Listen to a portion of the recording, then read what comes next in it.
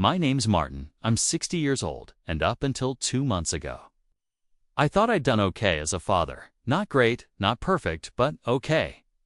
I worked hard, built my own business from the ground up, kept food on the table, put 2 daughters through college paid for braces, ballet classes, first cars, and even that overpriced wedding in the hills, where I was conveniently seated next to the caterer and not the family table. I swallowed the small slights over the years because I figured that's what you do. When you're the dad, you show up, you pay, you stay. Nth background, my ex-wife Diane and I split when the girls were in middle school.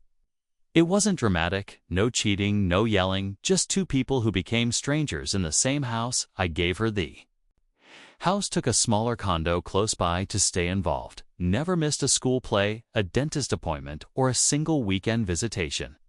I even paid for her lawyer during the divorce because she said it would make things smoother for the girls maybe. That should have been a red flag, but I didn't care. I wanted peace. Fast forward to my 60th birthday. Me daughters Emma and Lily planned a surprise party. Emma called a month before and said, "You've done so much for us, Dad. We want this to be your day." I was touched genuinely. I even took the day off, which, if you know me, is a miracle. My assistant Dana had to pry my laptop out of my hands. The party was held at a vineyard.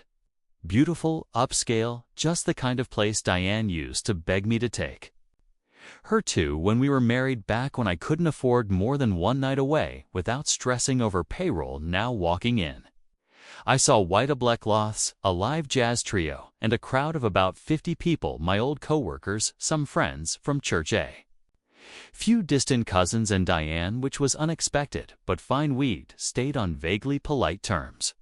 Still, the way she smiled when she saw me walk and made something twist in my gut, like she knew something I didn't. Emma clinked at her glass an hour in and announced there'd be a tribute video, something to celebrate our amazing dad.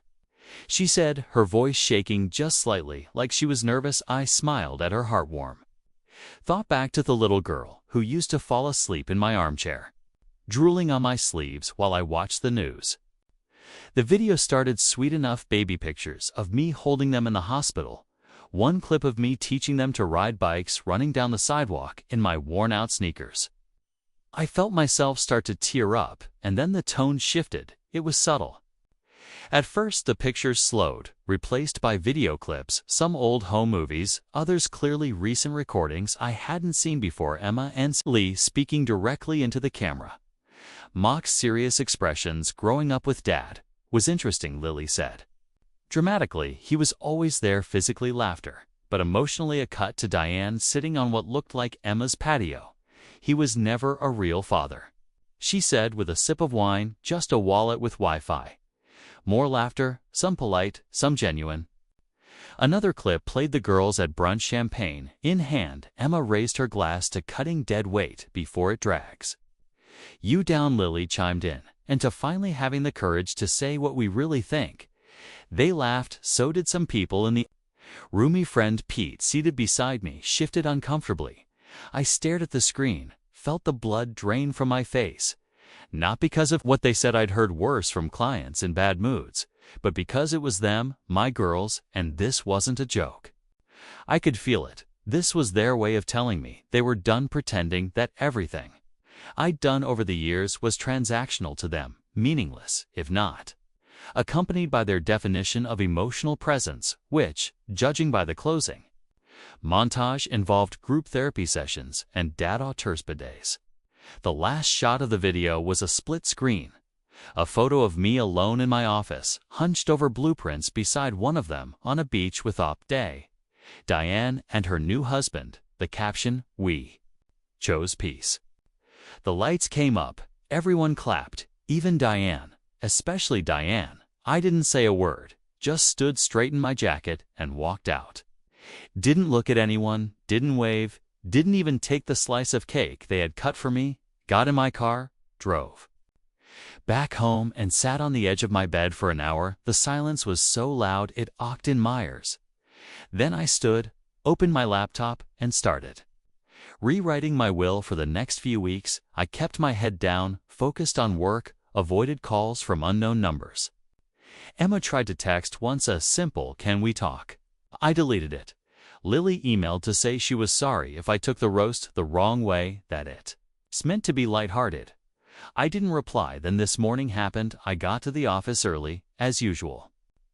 Dana met me at the door with coffee and a look on her face that made me pause there. Here she whispered, who she nodded toward the security camera monitor, and there they were, Emma and Lily standing just outside the glass doors, both in tears. Diane wasn't with them, but I saw her car parked in the corner of the lot, engine idling. I walked to my desk, took a slow sip of coffee. The intercom buzzed. Should I let them in? Dana asked quietly. I didn't even hesitate. No, I said, not today. Then I turned back to my computer and kept typing. I didn't look at the cameras again, didn't check to see if they waited or walked away. I focused on the proposal draft. I'd been refining for the past week, line by line, just like always, except this time there was a calm in me I hadn't felt in years, the kind of calm that comes after a storm when everything's already been leveled and there's nothing left to lose. Dana poked her head in again around 10. They're still out there, she said softly. Emma tried to wave. Lily looked like she was about to knock. I nodded without looking up. They'll leave when they're tired enough, for the record. I wasn't angry anymore, not in the way I was after the party back then. It felt like someone had pulled the rug out from under a life I'd spent 6 decades walking carefully across.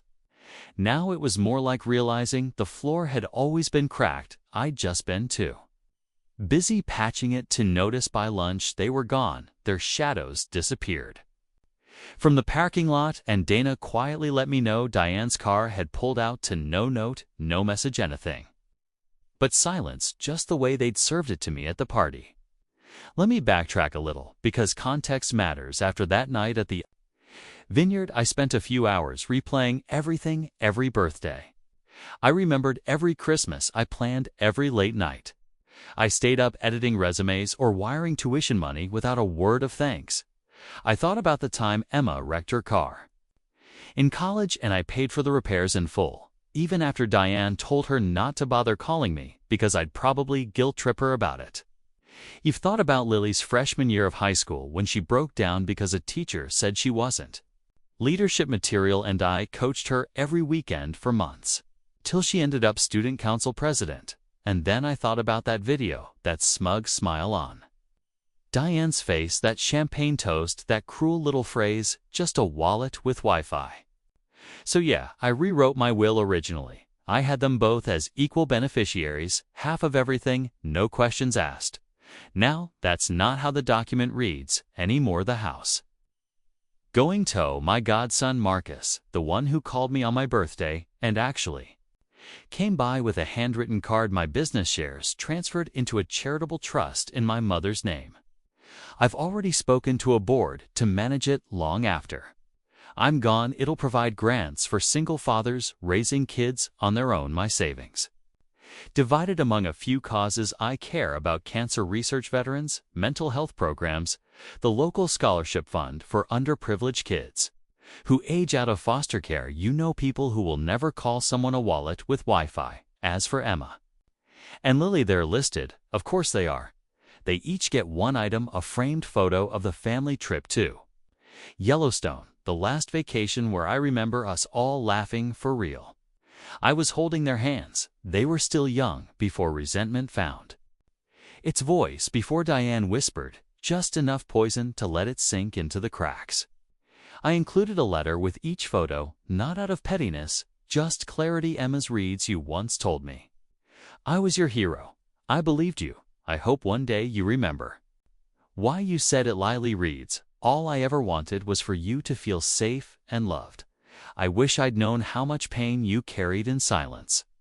I won't lie, writing those letters broke me in a way nothing else had, because beneath all the anger and betrayal, I still love them. They're my daughters, but love isn't a hall pass. It doesn't excuse cruelty dressed as honesty. It doesn't forgive performative loyalty in public and gut punches in private. 3 days after the party Diane tried to call, I let it ring.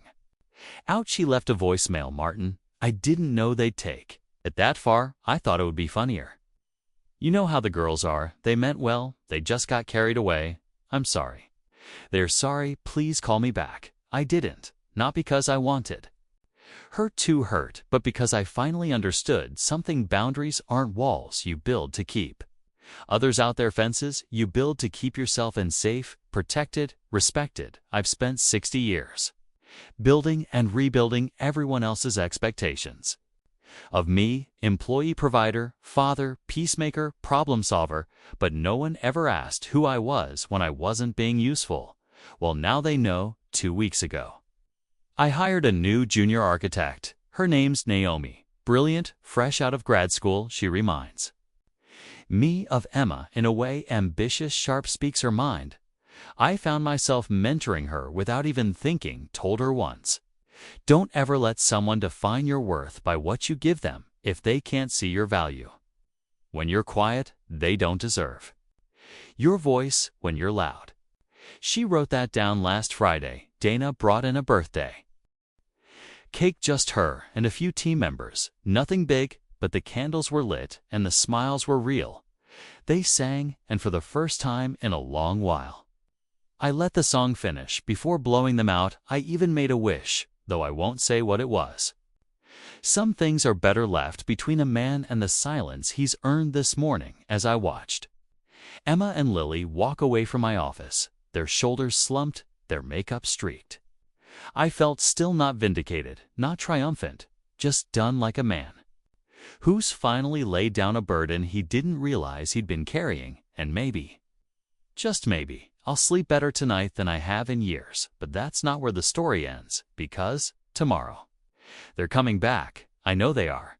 I saw it in the way Emma hesitated at the curb, in the way Lily kept turning back, biting her lip like she wanted to say something but didn't know how. The next day started like clockwork. I arrived at the office at 7:42 a.m. coffee in hand, tie slightly crooked, like always. A small rebellion I never corrected. Dana had already opened up soft jazz, playing low from the speaker in the corner, the smell of her cinnamon sugar oatmeal already lingering in the hallway. I gave her a polite nod as I passed. She gave me a look that looked there back, she said simply, sliding her phone screen toward me. The security feed showed them standing at the front doors again. Same spot, different posture. Emma was pacing this time, chewing at her thumbnail, something she hadn't done since she was 12, and stressing over her first piano recital. Lily stood beside her, arms crossed, but no longer defensive this time. She looked cold, like she hadn't slept. Her coat wasn't zipped, and her hair looked thrown together, not styled like usual. They weren't dressed for drama anymore. They were dressed for desperation. They got here at 6:55. Dana added, didn't ring the buzzer, not yet. I took the phone, watched the loop for a few seconds, then handed it back, let them wait for the next hour. I tried to work open the new development files, stared at the preliminary layouts, highlighted a few things, crossed them out, tried again, but the rhythm was gone. Not because I felt sorry for them. No. I'd done that dance too many times. It was because I knew there was a second shoe about to drop, and I wasn't sure how it would land at exactly 9:01 a.m. The buzzer finally bust. Dana's voice came through there, asking to speak to you. Just a minute of your time. They said. I didn't answer right away.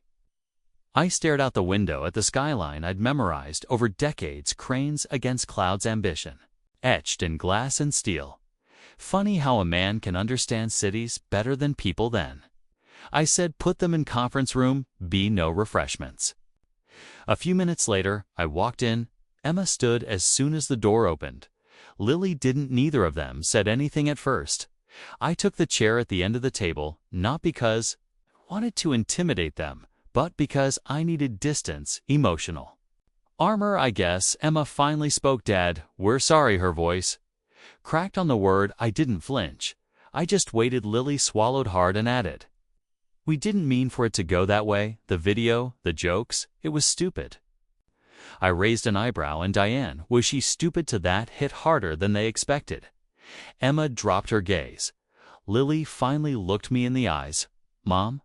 Said it would be cathartic, that you'd laugh it off, that you'd understand it was a joke. I let the silence stretch between us, a slow, heavy rope pulling tighter with every second. It wasn't a joke. I said it was a broadcast. Emma leaned forward. We thought no. I cut in voice, calm but cold. You didn't think, you just acted because, somewhere along the way, you decided I was expendable, that all I'd ever been was convenient, that I wouldn't push back, that I wouldn't leave. Lily's jaw tensed. That's not true. You were always there, we know that, but you were distant, hard to talk to even when you were around. I sighed, not out of frustration, out of exhaustion. You ever stop to ask why I was that way? Neither of them answered. Do you know how many birthdays I spent at me desk, not because I forgot, but because I was trying to make sure the power didn't get cut the next week? How many nights I stayed up calculating bills so your mother wouldn't have to choose between groceries and field trips? I wasn't distant, I was drowning, and you were too young to see it. Emma's eyes filled, but she didn't cry, not yet. And Diane, I continued, she poisoned the well a long time ago. You may not have noticed it, but I did the comments, the eye rolls, the way she rewrote history like I just mailed in a check and vanished, and you lit her. Emma finally broke. We didn't know. I know. Lily's voice came low and small. Can we fix this? And there it was, the question. I've been waiting for the question they assumed had a simple answer. I looked at them both, then said nothing. For a long time, just sat there and let the weight of everything hang in the air. Fix. I said finally, no, you don't fix what you shattered for sport. They flinched hard, but I added, you can rebuild that. Takes time, humility, and no guarantees. Emma nodded. Lily wiped her cheek with her sleeve. I stood. You'll both get 1 hour on Sunday. My place, separate meetings. No? Diane, you talk, I listen, you leave. After that, I decide if there's anything left to salvage. Neither objected. As I walked to the door, Emma whispered, thank you for giving us a chance. I didn't turn around, just said, don't waste it. I stepped out of the room, closed the door behind me, and leaned against the frame. Dana was standing there, holding a file, pretending she hadn't been eavesdropping through the glass she handed me. The folder that sounded like it went better than expected. I gave her a tired smile. It's not over, but it's a start. She followed me down the hallway. So what now? I looked straight ahead. Now, I said, now we see what love looks like when it costs something. Sunday arrived with the kind of weather that makes you feel like the world's holding its breath. Gray skies, quiet wind, the sort of stillness that settles just before a thunderstorm or something even heavier. Like truth, I'd clean the house the day before, not because I expected guests, but because I wanted the space to reflect my own clarity. Every room was in order. Every framed photo aligned, every trace of the past exactly where I'd left it. Not erased, just acknowledged. Emma was first. She arrived at 10:01 a.m. Coffee in hand, wearing a sweatshirt from her college days and no makeup. She looked like she had rehearsed her lines but didn't know how to start the scene. I opened the door, gave her a nod, and stepped aside. No hug, no smile, just room to enter. She walked in and looked around like she hadn't been there in years, and maybe in a way she hadn't. Still smells like cedar and whatever that air freshener is you always used, she said, her voice awkward light. You still use it? I do, I said, then pointed to the armchair. Have a seat. She sat. I stayed standing, arms crossed. Okay?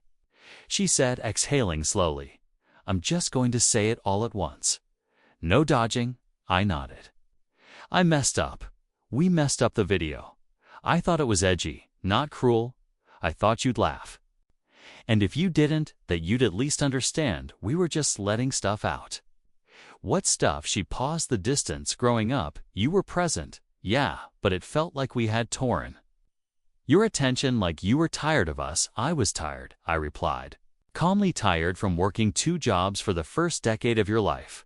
Tired from keeping the lights on when the business almost failed. Tired from fighting your mother in court just to keep weekends. But I was never tired of you. Her eyes filled. with tears instantly, like she'd been waiting years to hear those words. "I know that now," she said, voice cracking, "but we let Mom twist things slowly over time. She never told us to hate you. She just gave us versions of stories that made you seem smaller. And when we grew up, we filled in the blanks." I sat down across from her, and the video Emma swallowed hard. "That was my idea," I told Lily. "It would be cathartic," I thought, "if we could say everything out loud, even the things we didn't really believe. It would release something I didn't realize how much it would hurt. You didn't realize because you weren't trying to understand. You were trying to win." She nodded slowly. "You're right, and I'm sorry, I really am." We sat in silence for a moment.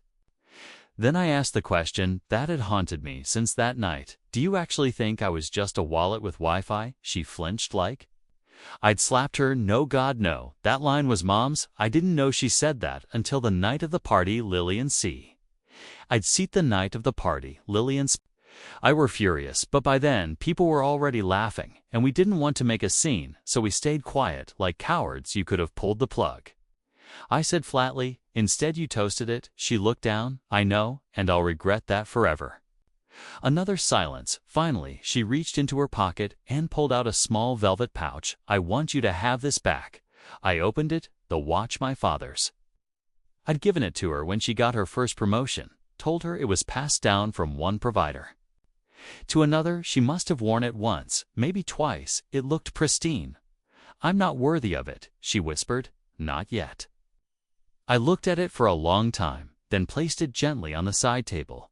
"You can come to dinner next Sunday if you want." She looked up, startled. "Really, one dinner, no promises beyond that?" Emma nodded slowly, tears silently falling. "Thank you." She stood to leave, hesitated, then reached over and hugged me the way she used to when she was 9 and scared of thunderstorms for a moment. I let myself hug her back. Then she was gone. An hour later, Lily arrived. She was always the more composed of the two, sharp, calculated, never emotional, unless it slipped out sideways. Today was no different. She wore all black, like she was attending a funeral. Maybe in her mind she was. She walked in and stood just inside the doorway. "You look healthier," she said. "I sleep better now." I replied, "Peace will do that." She gave a small nod, then sat down.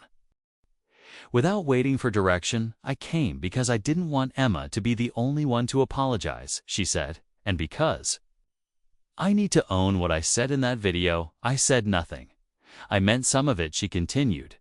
"Not the cruel parts, but the resentment. I carried that around for years. I felt like we never got you, just the version of you that worked and paid and corrected our grammar." "You didn't get the version you wanted," I said, "but you got all I had. And that matters." She nodded. "I know that now." "I know, Yaurin. The enemy, you were the only one fighting for us while we were too young to see the battle. I would have died for you," I said softly. Her voice broke, and we made a game out of mocking that. She reached into her purse and pulled out a thick envelope. "These are the therapy notes from the last 6 sessions. I asked my therapist to help me understand why I needed to tear you down to feel whole. I still don't have a full answer, but I'm working on it." I opened the envelope, skimmed a few pages. Her handwriting filled the margins, angry, then sad, then confused.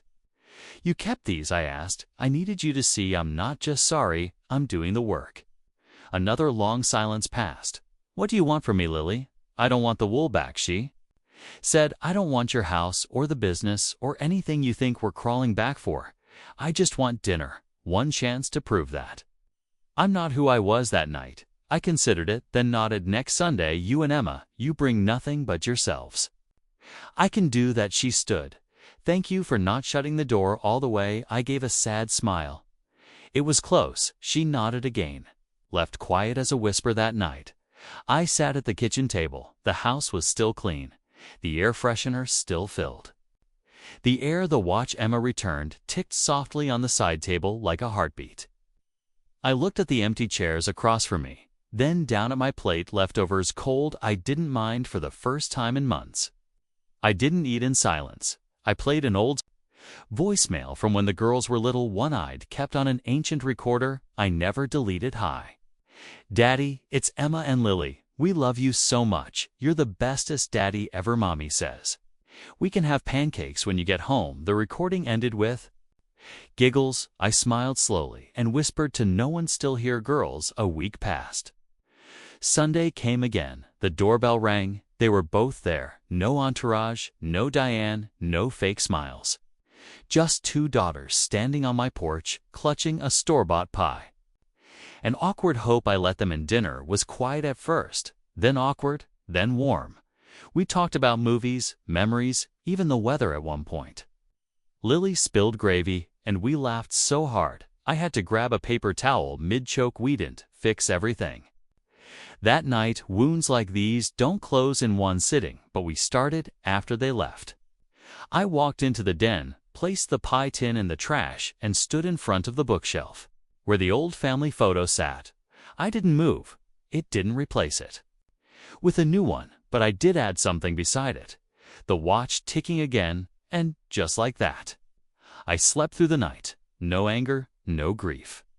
Just peace, and sometimes that's the most a father can hope for.